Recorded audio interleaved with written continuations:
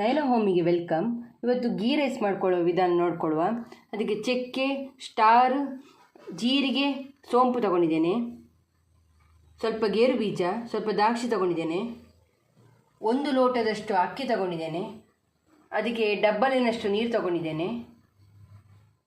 ಕುಕ್ಕರಿಗೆ 7-8 ಚಮಚದಷ್ಟು ತುಪ್ಪ ಹಾಕಿದ್ದೇನೆ. ಗೇರು ಬೀಜ ಹಾಕ್ಕೊಳ್ಳುವ. ಗೋಲ್ಡನ್ ಕಲರ್ ಬರೋವರೆಗೆ ಫ್ರೈ ಮಾಡಿಕೊಳ್ಬೇಕು. ಗೋಲ್ಡನ್ ಕಲರ್ ಬಂದಿದೆ, ಇದನ್ನು ಹಾಕ್ಕೊಳ್ಳುವ.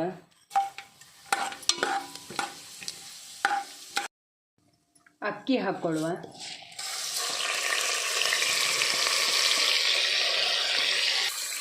ಫ್ರೈ ಮಾಡಿಕೊಳ್ಳುವ.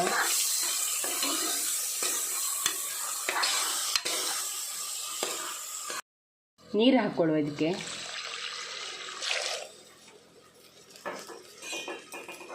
ಮಿಕ್ಸ್ ಮಾಡಿಕೊಳ್ಳುವ.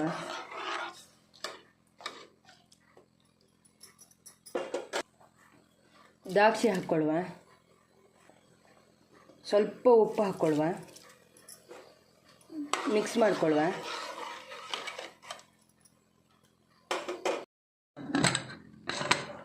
ಇದನ್ನು 2 ವಿಸಿಲ್ ಬರಬೇಕು.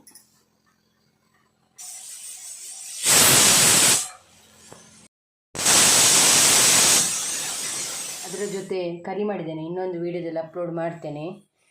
ನಿಮಗೆ ಈ ವಿಡಿಯೋ ಇಷ್ಟ ಆದರೆ ಲೈಕ್ ಮಾಡಿ, ಶೇರ್ ಮಾಡಿ, ಕಮೆಂಟ್ ಮಾಡಿ. ಥ್ಯಾಂಕ್ಸ್.